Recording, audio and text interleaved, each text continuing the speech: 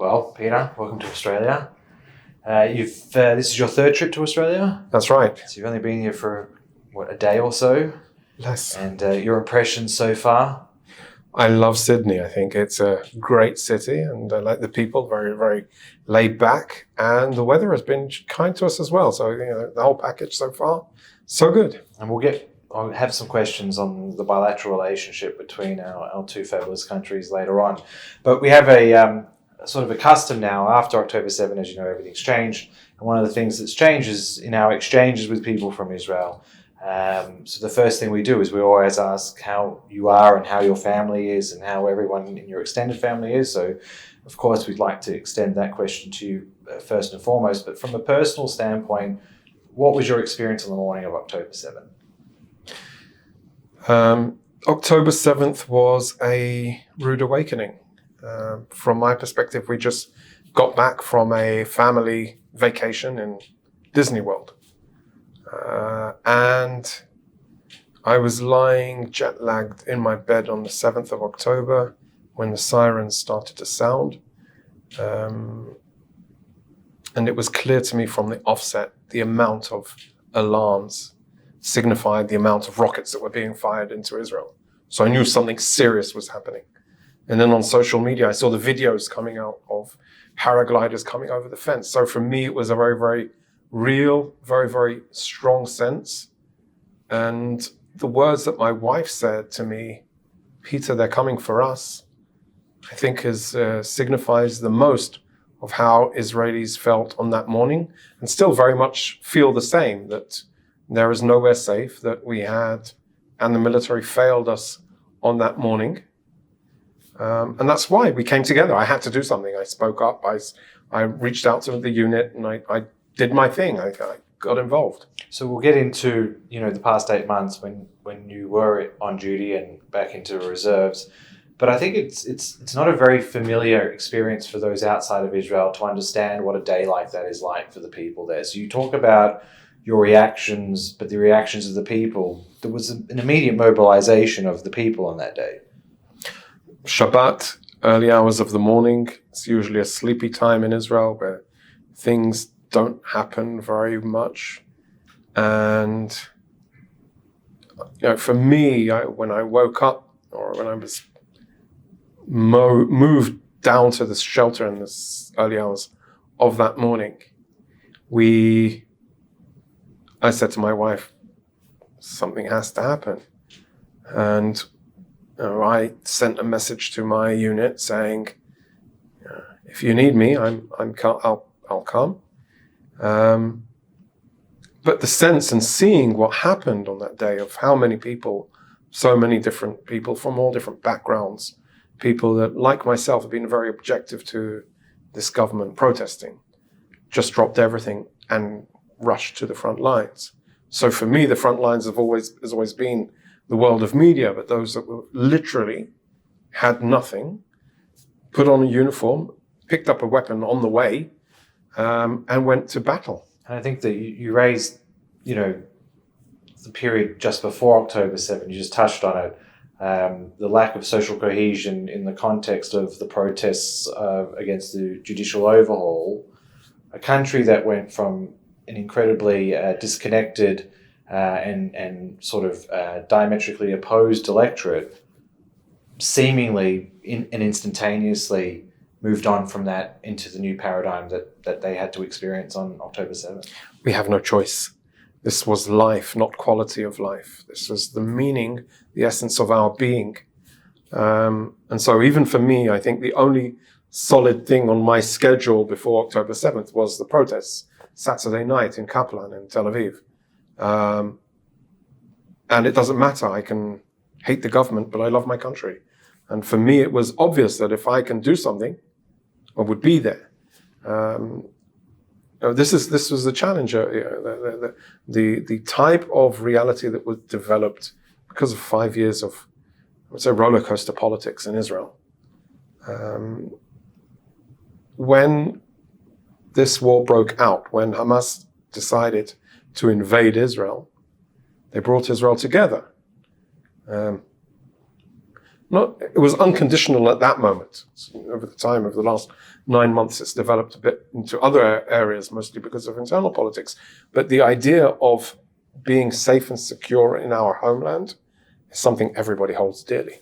In your own personal experience of that day, you have to manage your own personal affairs. You've got a child, you've got a family, you're under a rocket attack in the morning, you live in the center, but you're still under attack, you're in a shelter. You know that things are bad, and you know that due to your previous military experience, there's a chance, but you are not dissimilar to many other people inside Israel. How does, again, it's difficult for an Australian or anyone else outside, specifically in the Western world, but outside of Israel, to understand that type of personal phenomenon. How did you reconcile that? So you texted the unit leader. I believe you went into the unit, you got called up 48 hours afterwards. So for your own personal experience, how do you tend to your own personal affairs whilst knowing that you have another job that you need to go to? I couldn't do it without my wife. She is very supportive of me and of what I do. So she understands the importance. So my wife Liat is the cornerstone of the family. And her and my daughter Noya, they were very, very clear in, Dad, go do what you need to do for us. Everybody everybody picked up their part of the stretcher, whatever part it was. And of course, there are people that are putting much more on the line than being a spokesperson. And I'm in awe, and I can only hope that I am worthy for them. I think that was, I wanted to be a decent voice for those that are on the front lines of the battlefield, despite the fact that the IDF failed us miserably on the 7th of October. So you have your day job at the Episodic. You know that something's happened. You know that you're going to have to put that on pause. You're going to have to go elsewhere. You don't know for how long you're going to be there for. It's really quite important that you raise your wife, because these are the, I wouldn't say inside Israel, but certainly outside, the unsung heroes of the whole campaign.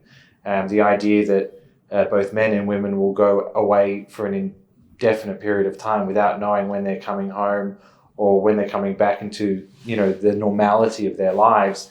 I think it would obviously have a profound impact on many families in your situation.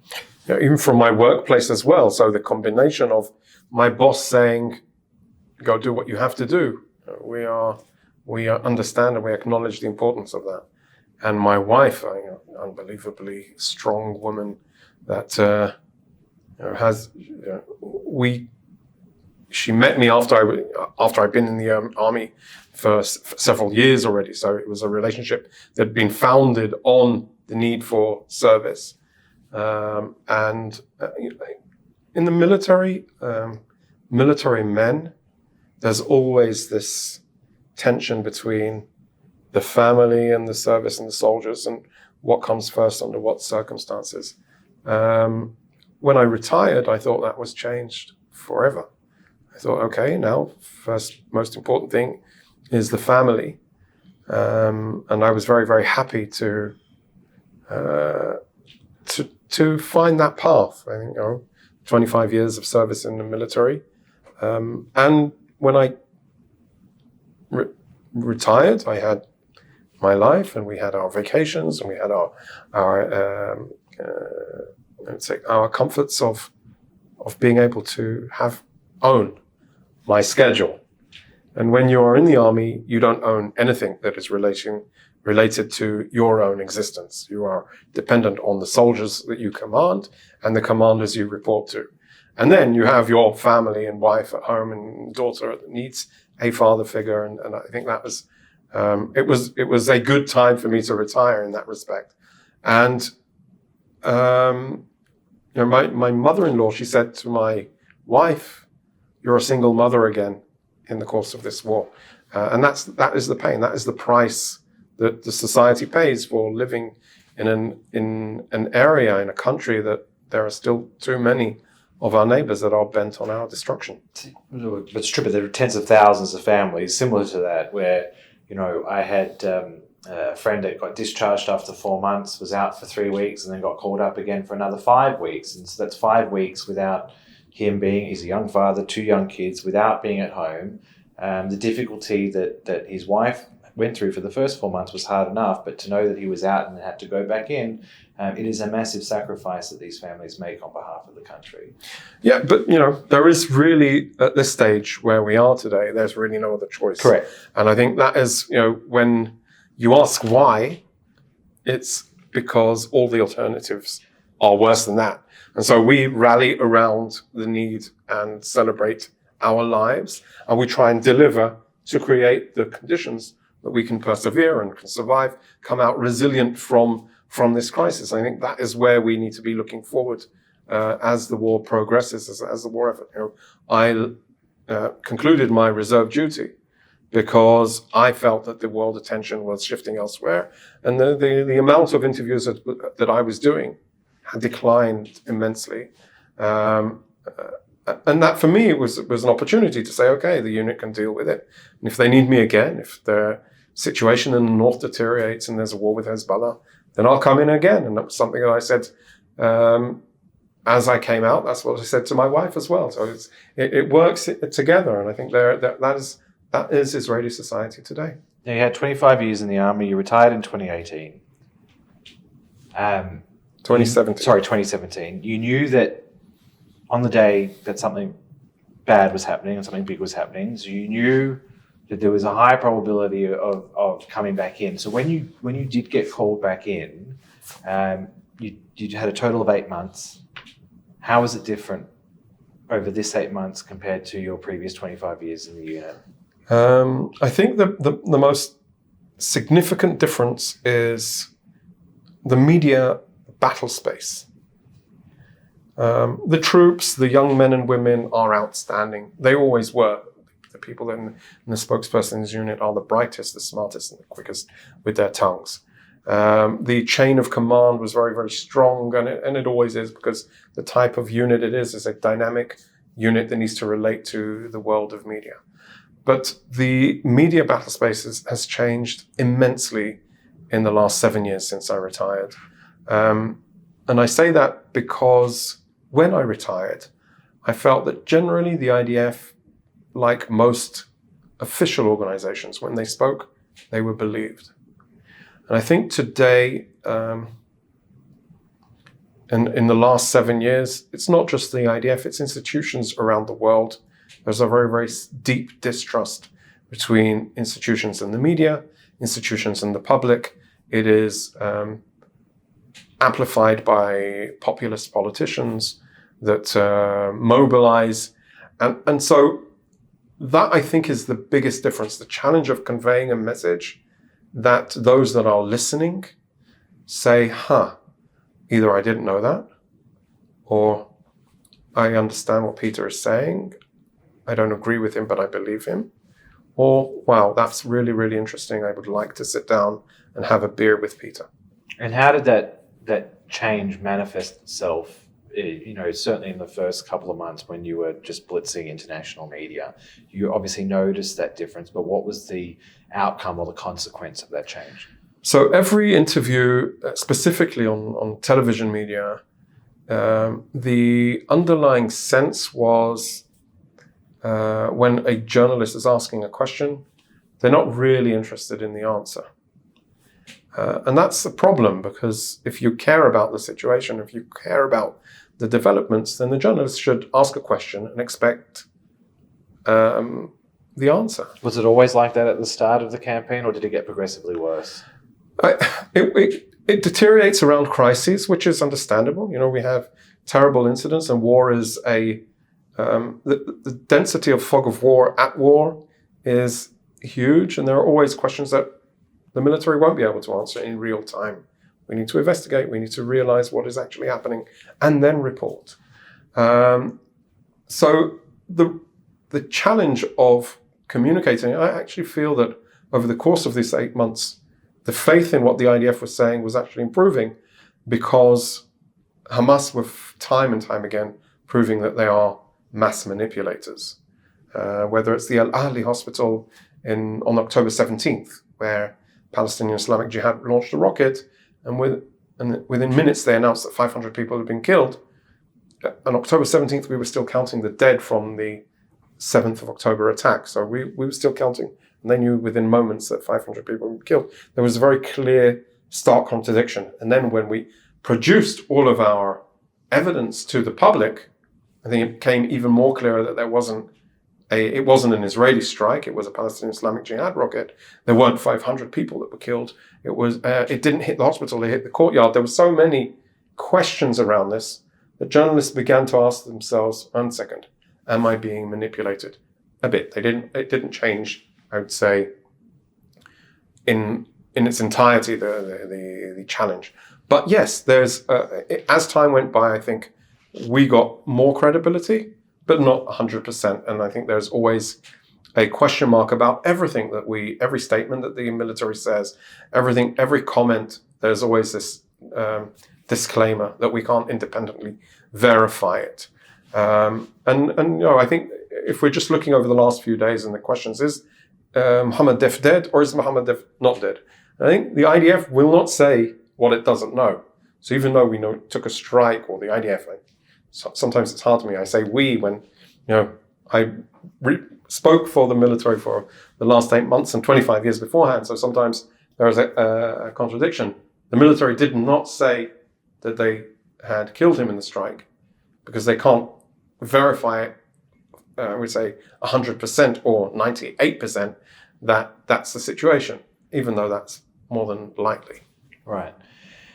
In terms of, you gave that example of the hospital strike on the 18th of October. So it was clear within hours, with the information that was at hand, not just submitted by the Israelis, but other authorities, that it was clearly that the numbers were completely wrong, but it hit the car park and hit the infrastructure of the hospital. My question is, from your perspective, we can at least agree that the utility of information coming out of Gaza-run ministries, specifically the health ministry and others, that everyone is acutely aware is run by Hamas. But still, even in Australia, they will quote on a daily basis in nearly every article the numbers of fatalities, for instance, or lots of other bits of misinformation, where it appears as though that they haven't learnt from the skepticism of the mistakes that happened early in the campaign. Why do you think that is? I think there are a couple of things that weigh into it. First of all, it's a source of information that's coming out.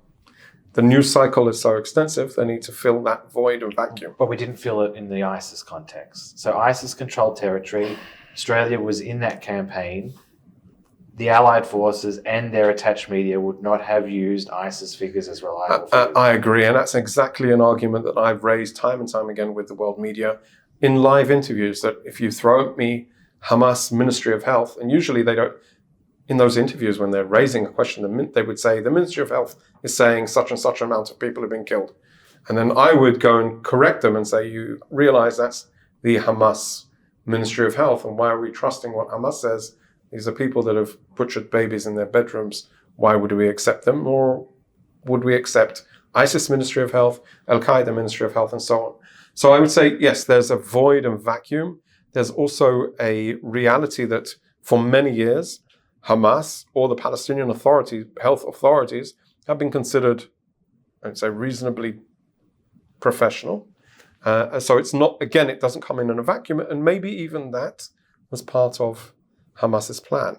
Because what we do know is that Hamas subordinated all of the systems, the government systems, systematically for their war effort. And so, of course, they want to tell how many people have been killed, or supposedly, reportedly killed.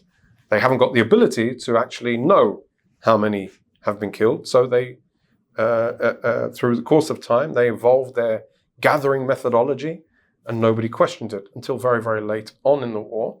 And then even then, the UN had to retract some of those figures and say they're unconfirmed, but reported.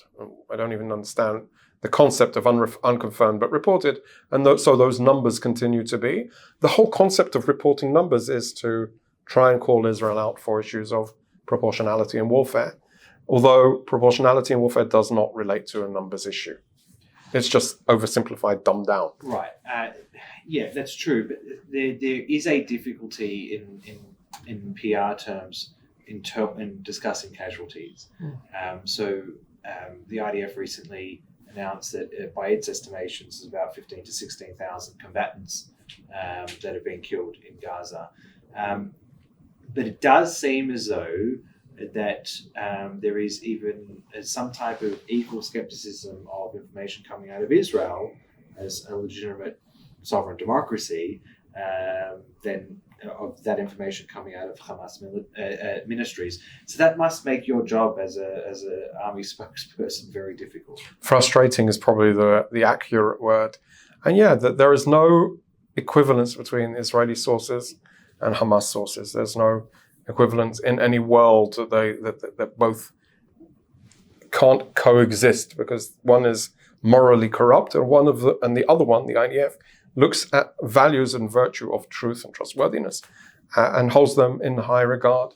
So the frustration is when these numbers or figures or fact or supposed facts, or maybe unfacts, are given out by Hamas and the world media just gobble them up as if it's the gospel itself. And that this, from a communications perspective, is a huge challenge. And we need to address it, we need to highlight it, and we need to call out every single time they use it and say, we can't trust these people. This is the atrocities they did on the 7th of October, defunct any trust that anybody had in them, because everything they did was to build their, I would say, credibility towards that attack. Even the use of Hamas's Ministry of Health, or the abuse of United Nations UNRWA facilities, which is mind-boggling that a terrorist entity operates under the flag of the United Nations almost without consequence. Yeah, I think I'll add that just to be fair, it's not just journalists that are doing that; governments are doing that too. The utility of unreliable information has been a real big problem, and then we'll get to the public relations stuff a little bit later. But just specifically on the campaign, you talked about what's actually going on in Gaza very briefly, but I just want to ask you a question. Away from the PR, just specifically on the military objectives, how are things going? We're 8 months in. How are things going on the ground in Gaza? And what do you see as the stages that are going to sort of occur if we anticipate that the forces will complete the mission in Rafah and then move to some type of counterinsurgency? What is your prediction over the next, say, 1 to 3 months of the actual campaign in Gaza? So I think the first and most important thing is to bring back the hostages.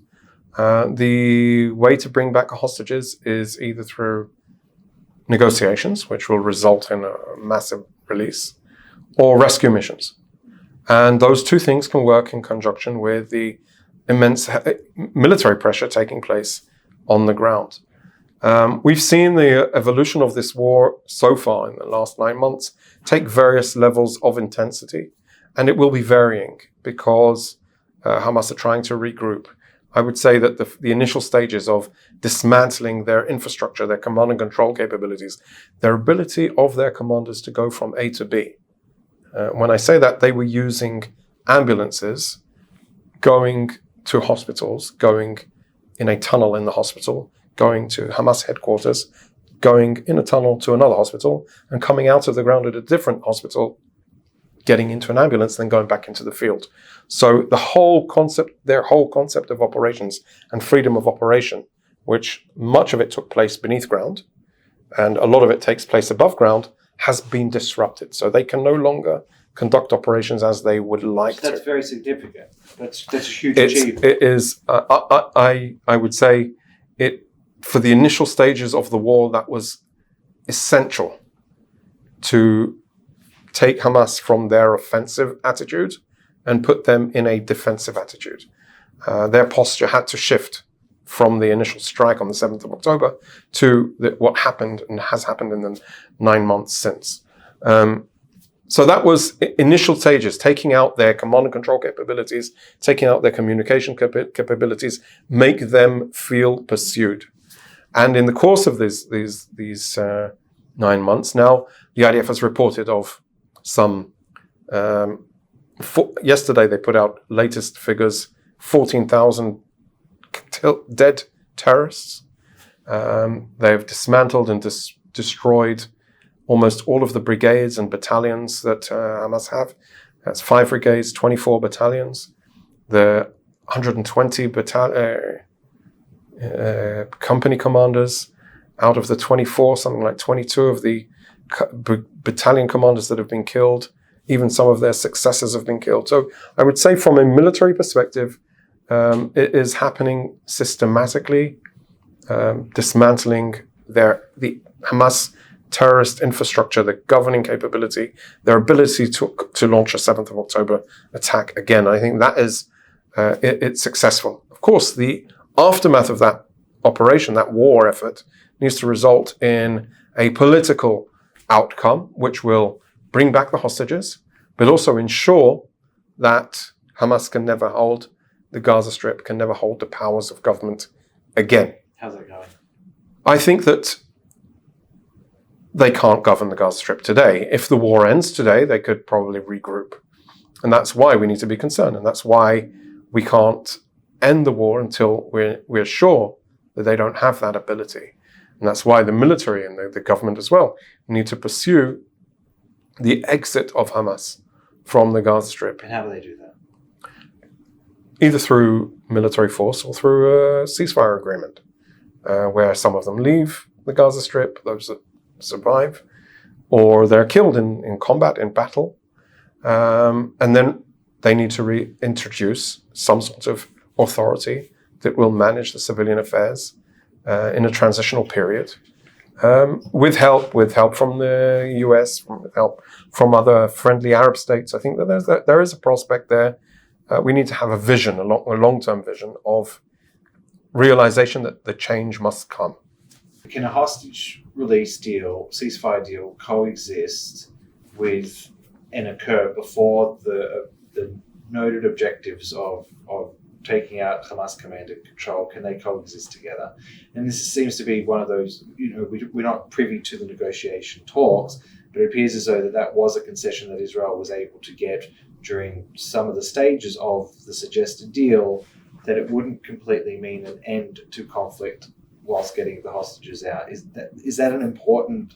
Are those two things able to coexist, and how critical is that? I think the most important thing is that to bring back the hostages in every way possible. So if it means holding fire, if it means maintaining the war effort, postponing some of it, I think everything is legitimate in order to bring the 120 Israelis that are being held hostage by Hamas.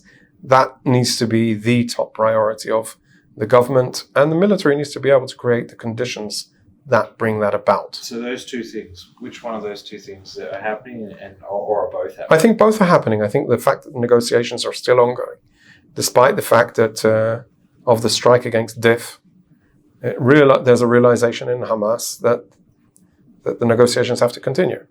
On the other hand, I don't think that there's an ability to end the war effort without making sure that Hamas can't govern the Gaza Strip again.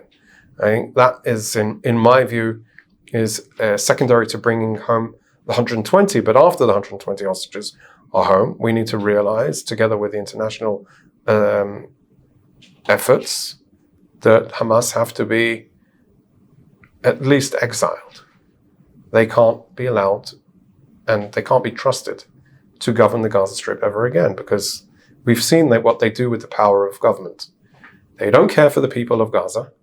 They're willing to sacrifice them as a strategy, and they build a military that utilizes the force against Israel. And that's unacceptable. So before we move away from the south and move up north, the international community spoke about two roles that they could potentially play. Obviously, if Hamas are going to be exiled, they have to go somewhere. Okay, so there's that. And there's also chatter about certain areas that require more attention, like the Philadelphia corridor, for instance, or the Gaza half of Rafah. Are you confident that multinational forces or observer forces under their own auspices or under some type of multinational force is something that is an option? I know it's being discussed, but can you picture it on the ground, having UAE soldiers stationed with Egyptian soldiers, with other soldiers from the region, looking after these things? Is that really? I think there's always, first of all, why not? I think the question is always, what are the alternatives? Israel does not want to control the border crossing, the crossing itself. It wants to control the corridor. There are, and have been in the past, European border assistance mission that was positioned at the Rafah crossing. So I would say, yes, it can be done. Where there's a will, there's a way, and we need to make sure that what happens there makes sure that there's a secure border, but permits those that need to move and mobilize from one place to another, as long as it doesn't pose a threat to Israel, happens. The Rafah corridor it's not a symbol. It will and has been a real security threat, because Hamas's capabilities to build up its arsenal came from there, from beneath ground. That's how they got in their capabilities. That's how they were able to move freely within the Middle East and beyond. One word on Egypt's role in all of that? I think Egypt has been able to keep miraculously out of the limelight, which is unfortunate for the people of Gaza, because I think there should have been a much larger pressure, international pressure, on Egypt to say, let women and children evacuate temporarily, either to temporary safe zones in the Sinai Desert, or beyond in the region. What Israel did when the war in Ukraine happened, we opened our door to Ukrainians. We don't share a border with Ukraine, but that's what we did, because we felt that there were people that were in distress. And unfortunately, the world has been silent towards Egypt extensively. I think that there is large politics involved, but they put people at risk. So Israel, obviously, for its strategic concerns, didn't want to increase pressure on Egypt. But I think that there are other international players much more influential on Egypt that should have said, there are people that are in distress. Here's what we'll do. We'll make sure it's temporary. We have the assurances from Israel, and make sure that people, women and children at least, can evacuate from the war zone. Yeah. That would have saved lives. But now, knowing what infrastructure is on the Philadelphia corridor between Gaza and Sinai, do you believe that the Egyptians or the Egyptian army or Egyptian institutions were either complicit or profited off the tunneling scheme? Probably some of probably both. And again, I think that the Egyptians themselves aren't only to blame, because Israel was also facilitating the access of funds to Hamas, the Qatari money, for instance. So there was a whole situation where Hamas had exploited everybody's goodwill to let them govern. And that is precisely why they need to go. They need to go for Israel, they need to go for Egypt, and they most importantly need to go for the Palestinians in Gaza. They have been let down by their governing authority, the government of Gaza, the Hamas terrorist infrastructure. It's as an entity, it has done the people of Gaza the hugest disservice in the history of the Palestinian people. So whilst we've had the obvious issues in the south, there is massive issues in the north. Since October 8, Hezbollah has been attacking northern Israel. It's unrelenting, it's getting worse. An estimated 60,000 internally displaced in Israel can't go back to their communities. 5 kilometers from the border is a complete exclusion zone. Huge amount of property damage, massive amount of infrastructure and devastation. It's a very dangerous time to be up in the north. What's your prediction as to what's going to happen over the next couple of weeks and months there? Unfortunately, with all that you said, there is also no end in sight. And when I ask my friends that live on the border, when will they go back? They say, no, I wouldn't take my family back to live on the border with Lebanon. Do they think about the southern residents of Israel in that context? Meaning, since Hamas's takeover, or since the PA and Hamas, or since disengagement essentially, Gaza was used as a launching pad for hundreds of thousands of rockets in the south, with 2009, 2012, 2014, 2021 as low-level conflicts compared to what we have now to sort of, mow the grass, as they would say. That didn't work because we ended up having the ability of Hamas to do October 7 to the residents of the South, for those Northerners, are they thinking about that as their reluctance to go back, even if there's some type of diplomatic resolution to the issue? So I think in Israel today, there's a very low level of trust in diplomatic solution. Even if there is some sort of package deal that creates a ceasefire in the south and Hezbollah in the north and they evacuate, or agree to position themselves north of the Litani, according to the enough? United Nations Security Council resolution. It's enough to make sure that they can't do a 7th of October attack. Okay? They still have precision-guided missiles. They have 200,000 rockets and missiles that could launch with precision capabilities to some extent. And they could basically attack anywhere in Israel, from Kiryat Shmona, which they did yesterday, down to Eilat if they wish to do so. So I would say Hezbollah is disrupting the safety and security of the region. There is a huge challenge in the redistribution of that power. And Israel has time and time again felt very let down by the United Nations, specifically the United Nations that serve as a peacekeeping force on the border. And their inability to prevent Hezbollah from attacking us since the 8th of October is a realization of those concerns. I think that for people to return to northern Israel, to their houses on that strip of 5 kilometers from the border, something drastic is going to have to happen. Will it be a war? I hope not, but I fear that a diplomatic solution won't be sufficient for Israelis. Not that we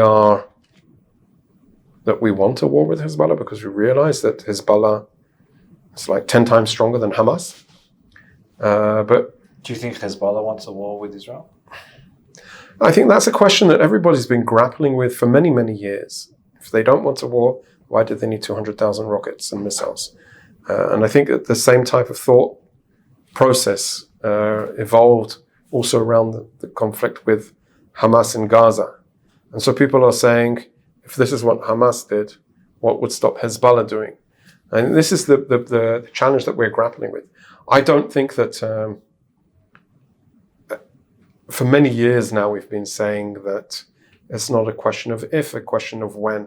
And I fear that when is actually closer rather than farther away. And I don't want that war, but I don't feel that there is a real alternative to it. You don't want that war for obvious reasons, but I'm assuming your assessment will be that war will be far more devastating to Israel than what the war with Hamas in the south. Without a doubt, because just the sheer amount of rockets, munitions that they have, it will be devastating also for Lebanon. And if you ask me, do Hezbollah want that? I think that is one restraining issue that has for many years been a restraining issue. The price that Lebanon will pay will be huge, even if Israel pays a price as well. So there is those have been the mutual deterrents that we've experienced over the years. But we can't allow 1701 that existed before October 8th to return if that's the situation. We haven't raised the four-letter word, which is the most important in all of this, and that's Iran. So Iranian influence in the context of what we're talking about now is profound. Not only are there proxies wreaking havoc, not just with Hezbollah, Hamas, PIJ in the south, but also the Houthis in Yemen, disrupting trade routes in the Red Sea and firing lots of things inside Israel and attacking Israel. You've got Shia militias in Iraq firing things, projectiles coming from Syria as well, and also the first direct attack by the Iranians with some over 100 ballistic missiles, another 150 to 200 cruise missiles, and a number of armed drones as well. There's certainly been a direct escalation between a very well-known and well-documented conflict between Israel and Iran. what happens in the north is obviously connected to the regime, to the Iranian regime as well. What do you see as the episodic next stage between that conflict, between the direct conflict between Israel and Iran, not just in context of the two bilateral nations, but also with Iranian proxies as well? I would say this. First of all, none of this war would have been possible without Iran. Hamas wouldn't have the ability, the capability, the know-how, the training. They wouldn't have been able to do it without Iran. The finances that Iran is supporting Hamas and Hezbollah every year, hundreds of millions of dollars every single year. And the instruction to their proxies, as you rightly pointed out, whether it's Hezbollah or Hamas or the Houthis and the militias in Iraq, all of those come together under one umbrella.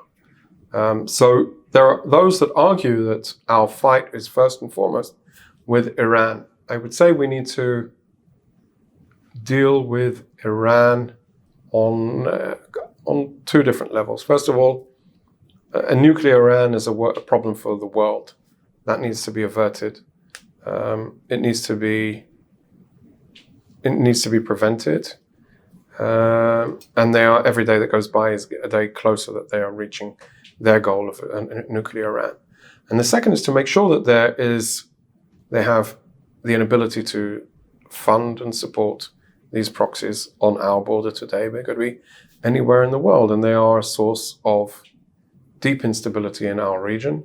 Their fight for the hegemony in the Middle East to become a regional power or embolden their powers in the region is clearly their goal, and that is what they've been trying to do for many, many years.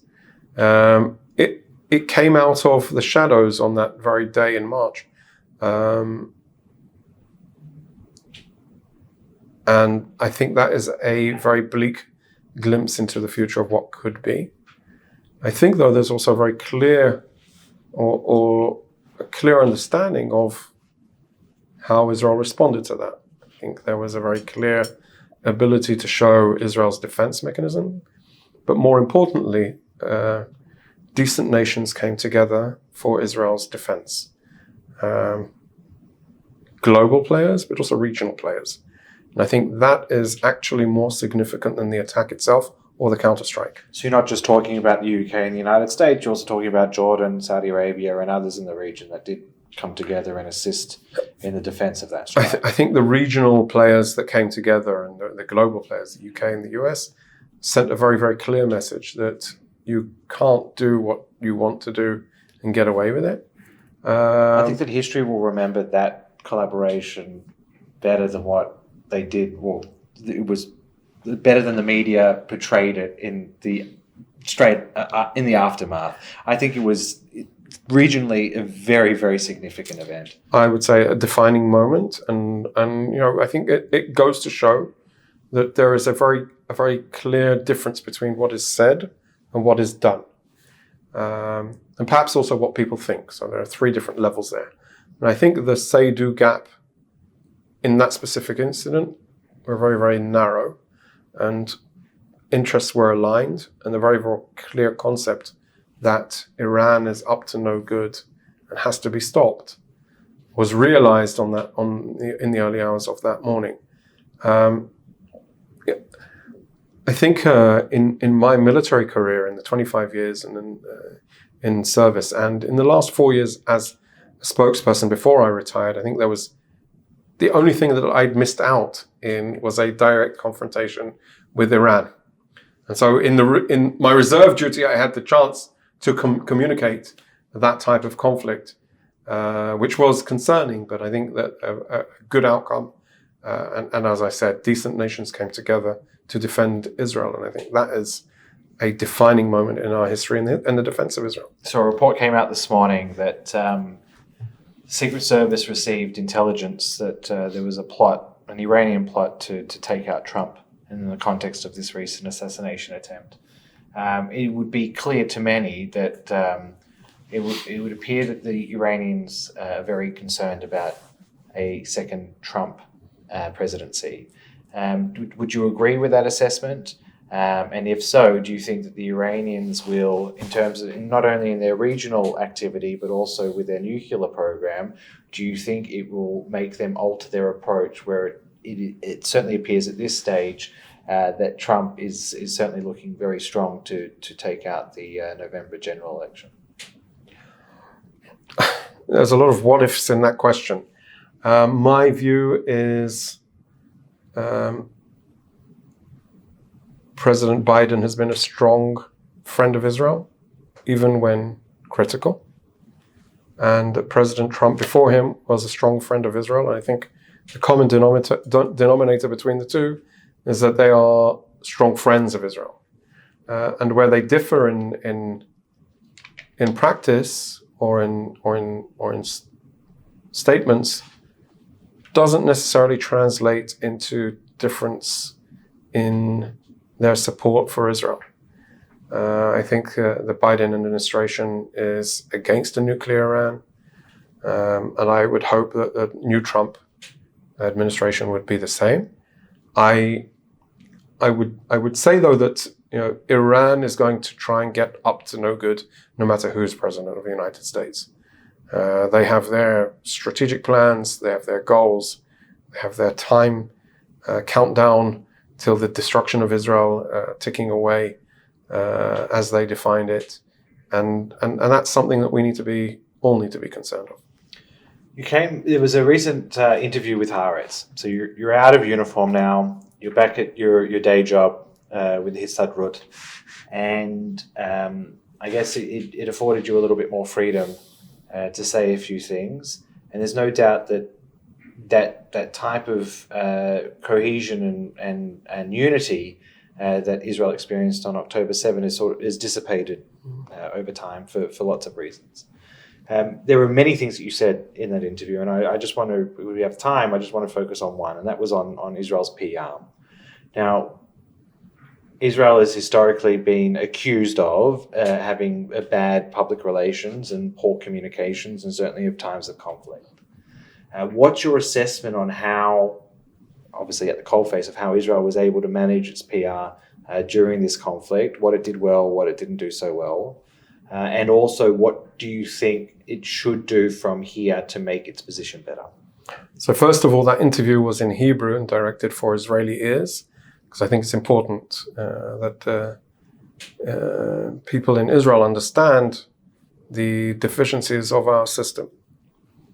And so I'd much rather not delve into the concerns that I have as an Israeli in abroad, because I spent 8 months of my life defending the country and the defense of the military and the people.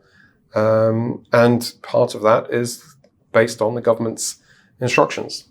I would say, though, that communicating and the media effort is part and parcel, perhaps a spearhead of the diplomatic effort. All of the efforts, the military, diplomatic, and legal efforts, need to work in sync. They need to work as an orchestra, and everything needs to be in tune. And I think some of the realities on the ground were not reflected well, whereas some of the statements made public by some of our politicians undermined Israel's strategic goals and put our allies in difficult positions. So I would say we need to think, God gave us one mouth and two ears. We need to speak less and listen more. And I think that would make us much more effective in our communications and diplomacy.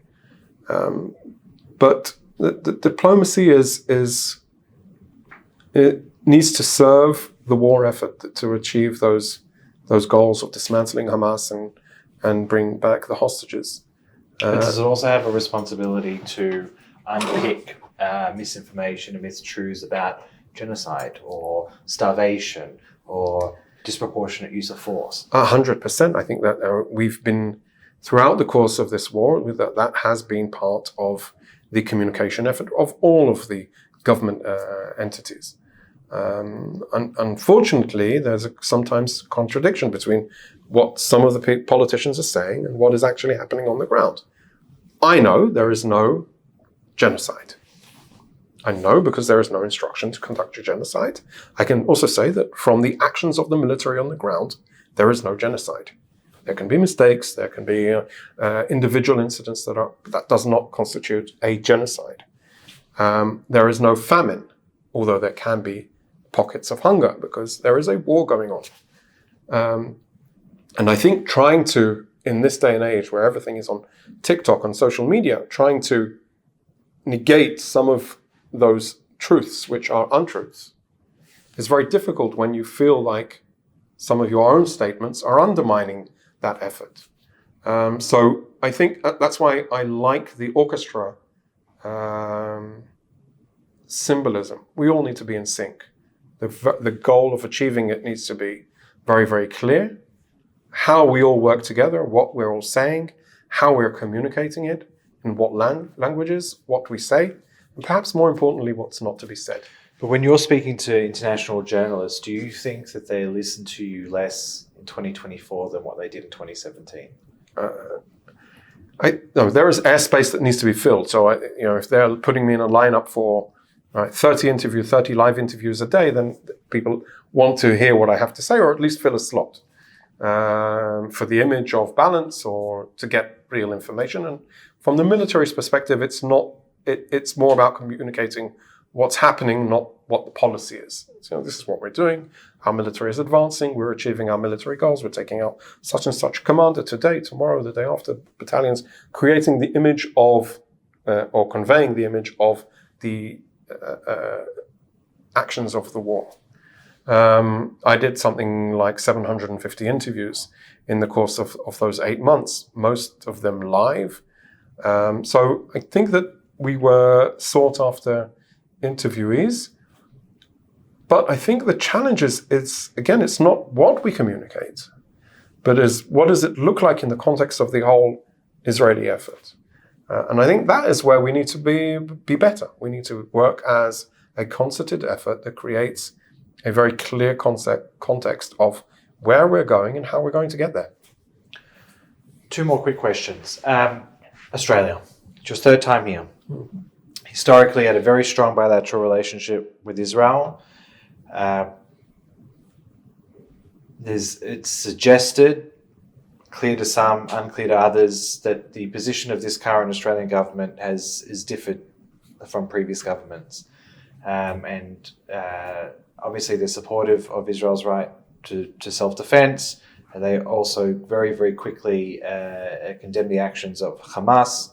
Hamas is a listed terror organization in Australia, and our government has not wavered from that position. And our government's been quite strong in the reiteration of their demand that Hamas has no future role in the governance of Gaza. But stopping short there have been, let's just say, problematic departures from the previous stance of previous governments, both Labor governments and coalition governments. How well exposed were you to that in Israel? And what can you make a comment on to the historic importance of the bilateral relationship and your hope for improving that relationship going forward? So I would say, without a doubt, there's a strong foundation of relations between Israel and Australia. I think that I always say that the time difference makes it quite difficult to have a good relationship. And we need to put in more effort to come here, to engage, to speak to like-minded people. That's what I'm doing here, speaking to people from the union movement, from Labour. Of course, it is concerning that in this day and age where extreme populism and activist positions override sometimes level-headed politics, it challenges, and we have our own challenges the same in Israel. And I think that is why we need to be much more invested in creating and solidifying our, underlying our values, but also being transparent. I think after the World Central Kitchen tragedy, where an Australian was tragically killed in the fact that Israel immediately opened its doors open to revealing from a military perspective, the entire process to an ally, a former Australian Chief of Defence, I think goes to show that there's a deep understanding and trust that sometimes does not get the right airtime in the public sphere. There's, I think, and I think there's room there for optimism. That even though sometimes it seems like the populism is driving everything, we need to work on the relationship. We also need to work on what is said out loud. I think that is where we can improve. Unfortunately, when everything is like tweets on social media, when people shout at you instead of have a conversation, it makes it very, very hard to shout. To converse over those shouting and that noise, and that it makes the politicians' lives even more difficult. I don't envy them. I think sometimes there's a level of common sense. I think if Australia had to endure 3,500 deaths in one day as a result of a terror attack, how would any Australian government respond? And luckily, they don't have to deal with that type of reality. But I can be certain that Israel would stand by Australia and extend a helping hand, for certain. And we would definitely understand where they're coming from. And I don't say that to excuse us from our responsibilities. We have a responsibility, and the military has its responsibilities to live up to the laws of armed conflict. And I believe, from what I've seen, what I've experienced, we are doing it and conducting their war effort in a way which is unprecedented in Western militaries or Western-like militaries. And so much so that people have said to us that we're setting a standard that nobody else can live up to. That's not what we're trying to do. That's how we believe it's right to conduct our military affairs. And war is a tragedy. There is and war is always a humanitarian crisis, because people die in war, and that is the ultimate reality. So if Australia needs our help, I'm sure Israel will come to Australia's help, and we would expect the same. And we need to work on the relationship so that when we do need the help in the international arena, we can turn to our friends. Final question. Perfect segue, because you used the word in your previous answer, optimism.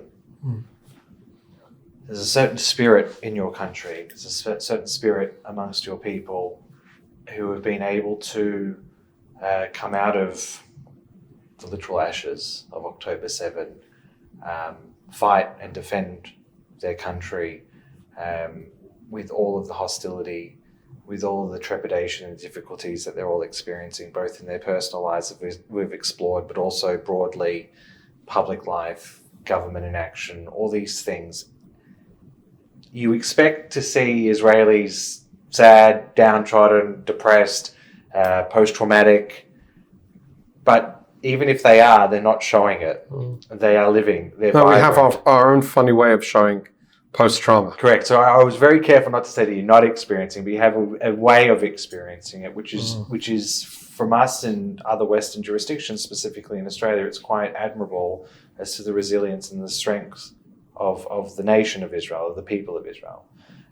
So to finish on an optimistic note, what sense of pride do you get from the Israeli people, and how does that inform you of your hope and your hatikva of thinking forward into the future? Most importantly is the ability to shout at one another and then hug. Right. And I think this is where we are unique in being very vocal about what we think, how we disagree, but also how we address challenges in life.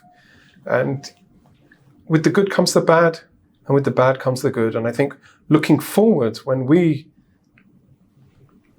have no alternative, we have to look forward and see the promise in the people, but also in the country, and I would go also beyond, also in the region.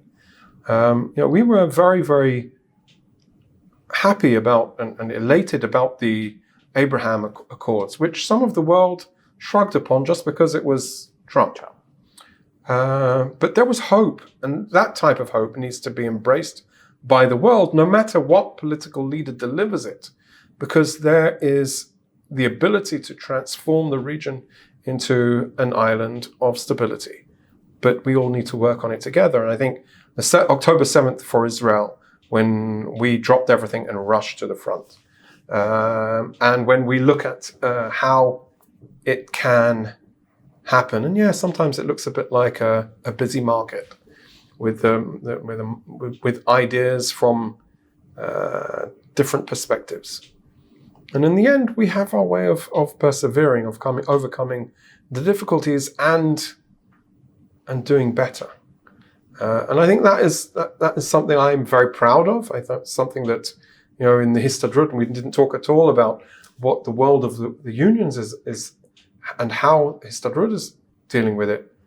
We see ourselves as part of, or the biggest part of society that incorporates all of the political agendas in our governing body, for instance. And I would say we even appeal to our elected leaders, to the government, say, look at us. If we can sit around the table for the benefit of workers of Israel, you can sit around the table for the benefit of the people of Israel. So we can come together, we can shout at each other, we can argue about everything under the sun, but then we hug each other and shoulder to shoulder march forward. And on that very positive, optimistic note, thank you very much for your time, Peter Lerner. Sure. Good Thank to you be very here. much. Thank you.